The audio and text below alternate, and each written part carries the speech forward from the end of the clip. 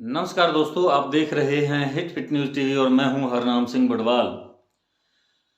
दोस्तों, आपने भाजपा की गुंडागर्दी और तानाशाही के तो किस्से रोज रोज सुने होंगे और सुनते भी रहेंगे जब तक भाजपा की सरकार रहेगी, क्योंकि यहाँ कानून नाम की कोई चीज दिखाई नहीं दे रही और यहाँ गुंडागर्दी और तानाशाही और चाटुकारिता के सिवा कुछ दिखाई नहीं दे रहा।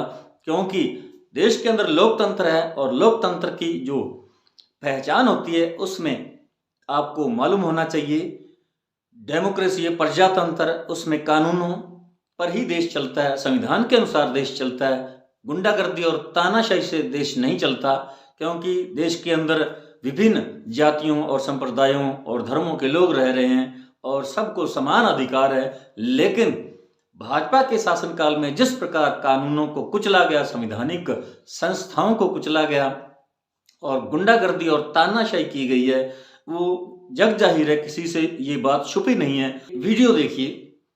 इस वीडियो के अंदर जो दिल्ली का है और एमसीडी के कर्मचारियों का है, जहां एक अधिकारी जो है अपने मातहत अपने अधीन कर्मचारियों पर किस प्रकार दबाव बना रहा है। और साथियों, ये मामला 14 तारीख का है, 14 मार्च का, इसी महीने में यहाँ प्रधानमंत्री जो हैं जवाहरलाल नेहरू स्टेडियम के अंदर एक रैली को संबोधित करने वाले थे।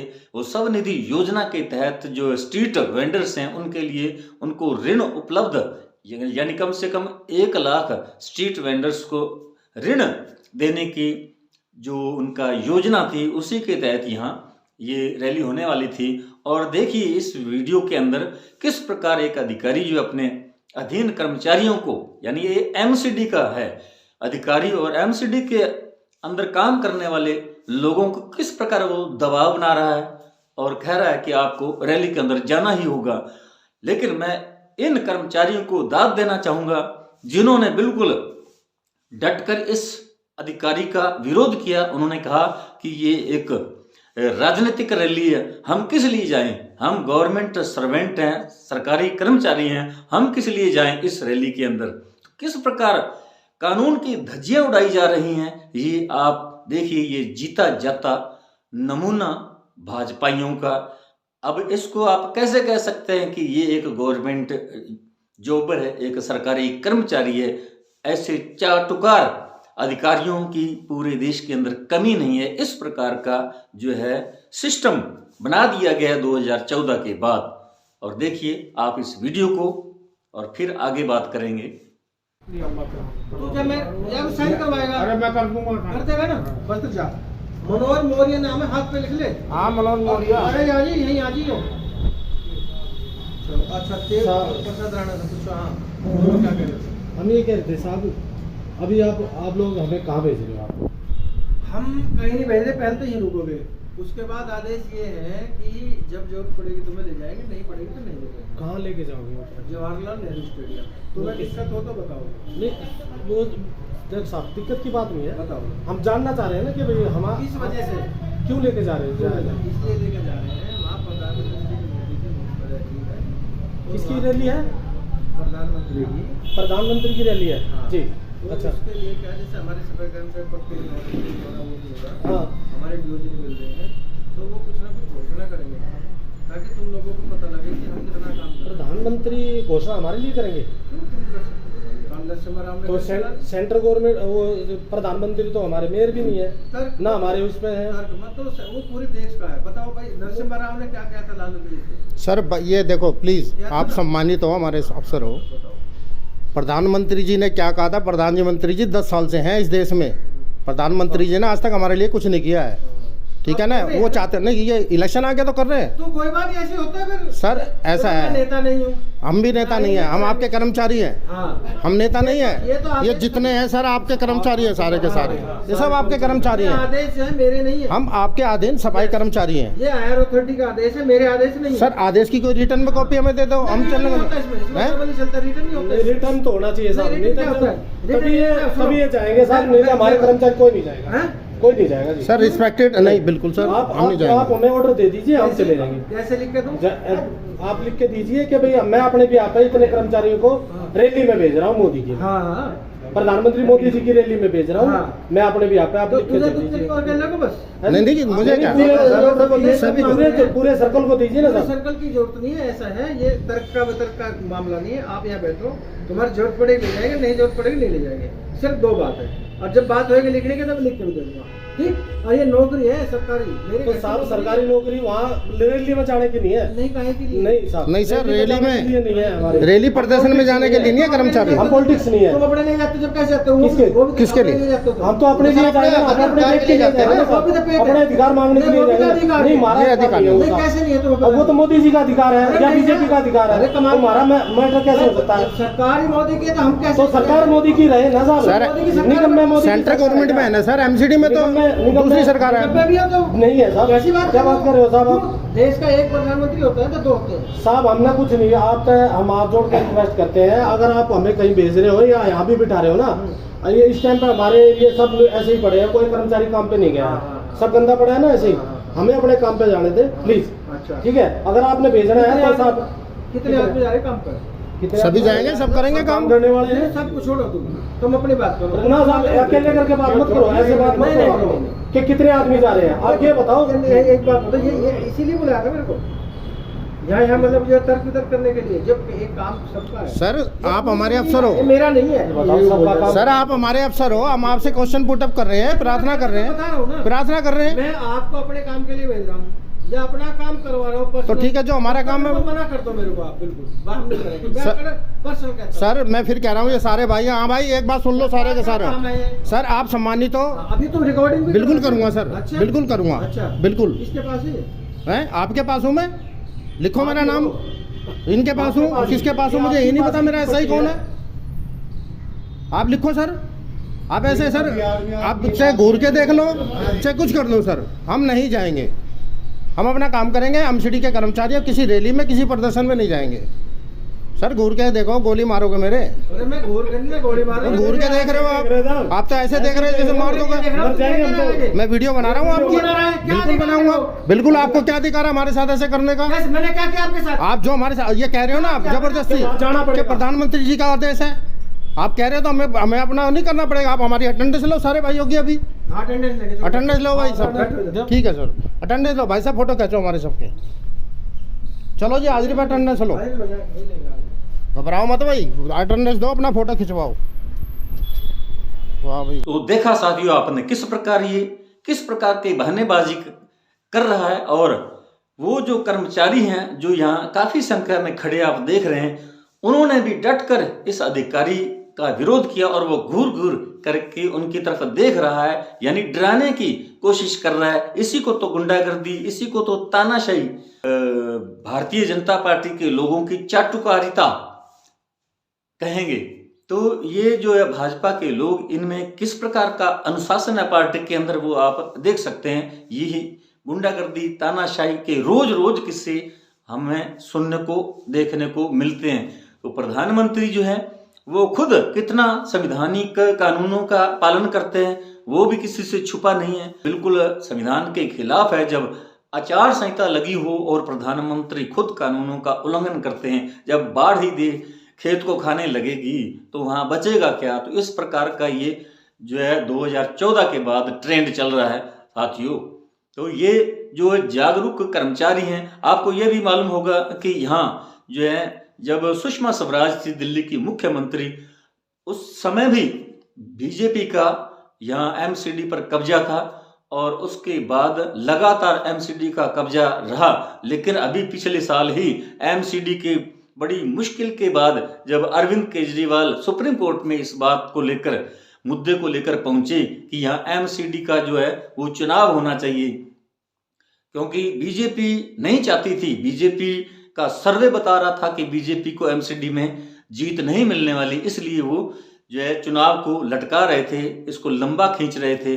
लेकिन जो अरविंद केजरीवाल है वो सुप्रीम कोर्ट पहुंचे और सुप्रीम कोर्ट के आदेश के बाद यहाँ कहीं किसी भी तरह से चुनाव संपन्न हुए और इसमें एमसीडी को मात दी। अरविंद केजरीवाल की आम आदमी पार्टी जो है वो एमसीडी पर कब्जा करने में सफल रही और इसी बात का मलाल है प्रधानमंत्री को। और इसलिए वो जवाहरलाल नेहरू स्टेडियम में मार्च 14 को रैली उन्होंने की और स्ट्रीट वेंडर्स थे उनके लिए स्वनिधि योजना के अंतर्गत 1 लाख लोगों को ऋण मुहैया कराया गया, इस प्रकार की घोषणा की गई। और 2 मेट्रो कॉरिडोर की आधारशिला भी उसी दिन रखी गई। तो ये जो है कार्यशैली है जो भाजपा की, ये संवैधानिक नहीं है, ये बिल्कुल इलीगल है। जब प्रधानमंत्री का ये निजी कार्यक्रम था, राजनीतिक रैली थी, क्योंकि अभी चुनाव हैं 2024 के जो चुनाव हैं उसी के मद्देनजर ये रैली का आयोजन किया गया था, इस रैली का। और उसमें जो जितने भी सरकारी कर्मचारी थे उनको वहाँ जबरन बुलाया गया और जो अधिकारी लोग हैं उनकी ये जिम्मेदारी लगाई गई, उन पर ये आदेश थोपा गया जो बिल्कुल असंवैधानिक था। उन्हें कहा गया कि आप जितने भी कर्मचारी हैं सबको जो है यहाँ लेकर आए जवाहरलाल नेहरू स्टेडियम में। तो इस प्रकार की जो गुंडागर्दी है, तानाशाही है, जो देश के स्वयं प्रधानमंत्री भी इससे बाज नहीं आ रहे। और 10 वर्ष जब बीत गए, उससे पहले यानी 10 वर्षों के अंदर गरीबों की उन्हें कोई सुध नहीं थी। वो बड़े बड़े उद्योगपतियों के बारे में वो सोच रहे थे, उनके लिए योजनाएं बन रही थी, उनके लिए तरह तरह के कानून जो पहले से थे कानून उन्हें बदला गया, पलटा गया और उन्हें यानी सुविधाएं दी गई ताकि चुनावों के अंदर उनसे मोटी रकम ली जाए चंदे के रूप में। और इसका जरिया तो आपको मालूम है, अरुण जेटली ने 2017 के अंदर ही इजाद कर दिया था और मनी बिल लाया गया था। और ये मनी बिल एक, जैसा कि आपने सुना होगा, राहुल गांधी जो है कांग्रेस के महासचिव, वो बार बार भाजपा पर इसी बात को लेकर आरोप लगा रहे थे कि ये एक्सटॉर्शन रैकेट जो चलाया गया, ये मनी बिल जो है ये एक्सटॉर्शन रैकेट था और यानी जबरन वसूली। एक्सटॉर्शन रैकेट का मतलब होता है जबरन किसी से वसूली करना। उद्योगपति थे, उनसे मोटी रकम ली गई। अब ये बड़ी अचंभे और हैरान परेशान करने वाली खबर है जो एक कंपनी, जो फ्यूचर गेमिंग कंपनी है, उसका आपने अभी अखबारों में, मीडिया के अंदर आपने खबर सुनी होगी। उनकी जो है उनका कारोबार 500 करोड़ तक का था, लेकिन उन्होंने 1368 करोड़ के इलेक्ट्रल बॉन्ड खरीदे। तो इसके पीछे सरासर ये भाजपा की धांधली जो है सामने आ रही थी, क्योंकि चंदा दो और धंधा करो और जनता को लूटो, यानी ये बिल्कुल साफ तौर पर सरकार के द्वारा लाइसेंस जारी कर दिया, यानी उन्हें छूट दे दी गई कि आप हमें तो चंदा दो, लेकिन आपको छूट है, आप जो है आम पब्लिक को किसी भी तरह से आप लूटना चाहते हैं तो लूटो। कोरोना काल के अंदर जब देश कोविड-19 बीमारी, कोरोना बीमारी से जूझ रहा था, लाखों लोग जो है मौत के मुंह में जा रहे थे, लाशें गंगा यमुना नदियों के अंदर तैर रही थी, उन्हें दाह संस्कार करने के लिए जगह नहीं मिल रही थी। उस वक्त भी कुछ ऐसी कंपनियों के नाम सामने आए हैं जिन्होंने भाजपा को दिल खोलकर चंदा दिया, इलेक्ट्रल बॉन्ड खरीदे गए। तो आप इस बात से अंदाजा लगा सकते हैं कि भाजपा किस हद तक गिर सकती है। मोदी जी के अब आप देखिए ये फोटो किस प्रकार, वो बड़े बड़े तिलक, बड़े बड़े भगवान कपड़े, ऐसे जैसे वो एक कठोर तपस्वी ऋषि मुनि की तरह हैं। भगवान को मानते हैं, भगवान में विश्वास रखते हैं, वो कभी सत्य झूठ नहीं बोलते, वो हमेशा सत्य का पालन करते हैं और एक ऐसे धार्मिक पुरुष हैं, महामानव हैं, विश्व गुरु हैं जो कभी गलत काम तो करते ही नहीं। अब उनकी ये तस्वीरें देखिए और आप अंदाजा लगा सकते हैं किस प्रकार प्रधानमंत्री जुमलेबाज ड्रामे में। आप फोटो देखिए। Pag-isipang di na tayo magkikita, maaari bang maulit ang pagmamahal? Hindi ko na makaya at di na maitago ang mga tunay kong nararamdaman. Hindi na natin nagtagpuan ang magpagkailanman. Wala nga ba talagang walang hanggan? Walang hanggan. Hindi na natin nagtagpuan ang magpagkailanman. Wala ba talagang walang hanggan? Walang hanggan.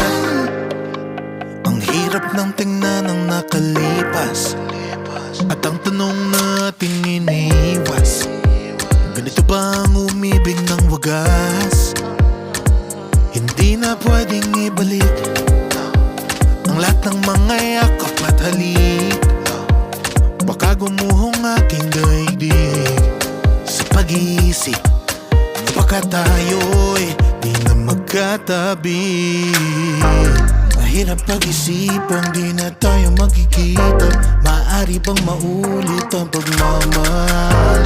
Hindi ko na makaya at di na maitago ang mga tunay kong nararamdaman. Hindi na natin natagpuan ang magpakailanman.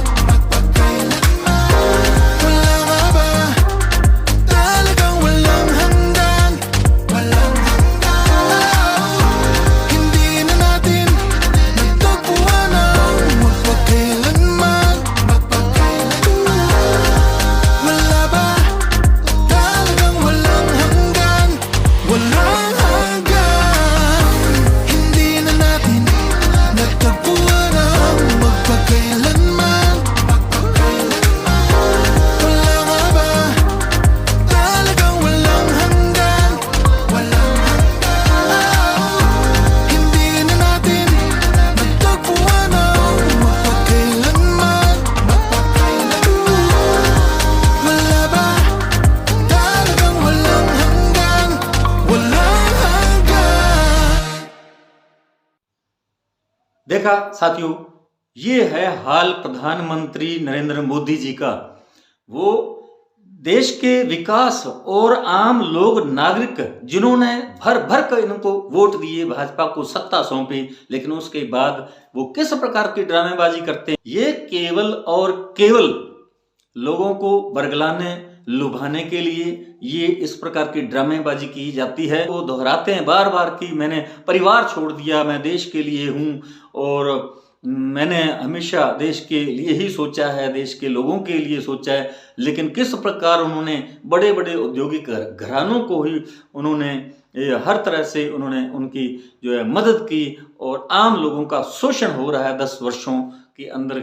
और देश के हालात किस प्रकार हैं, झूठे आंकड़े पेश किए जाते हैं, विश्व गुरु बताया जाता है, विदेशों में जो है हिंदुस्तान का किस प्रकार आदर सत्कार है। इस प्रकार की ऐसा ये जो भाजपा की आईटी सेल है, भाजपा के जो नेता लोग हैं, इतना बड़ा झूठा प्रचार करते हैं और लोग जो हैं अनपढ़ लोग हैं, भोले भाले लोग हैं, वो इनकी बातों में विश्वास कर लेते हैं। संविधान है वो सबको समानता का अधिकार देता है, सबका ये देश है, अकेले नरेंद्र मोदी का ये देश नहीं है, भाजपाइयों का देश नहीं है, सब लोगों का ये देश है। और भाजपा जो झूठा प्रचार कर तो सरकारी कर्मचारियों को भी नहीं बख्शा जा रहा, जिस प्रकार आपने इस वीडियो के अंदर देखा।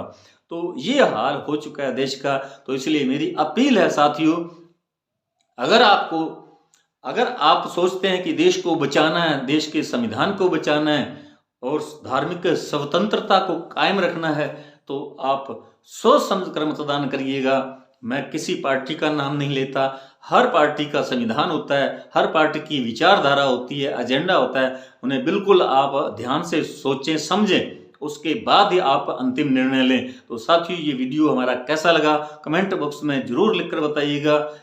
यदि आपने हमारे hit fit news TV channel को अभी तक सब्सक्राइब नहीं किया तो प्लीज सब्सक्राइब कर लें। इस वीडियो को अधिक से अधिक शेयर करें, लाइक करें। आपका बहुत बहुत शुक्रिया, धन्यवाद। राम राम, सत श्री अकाल।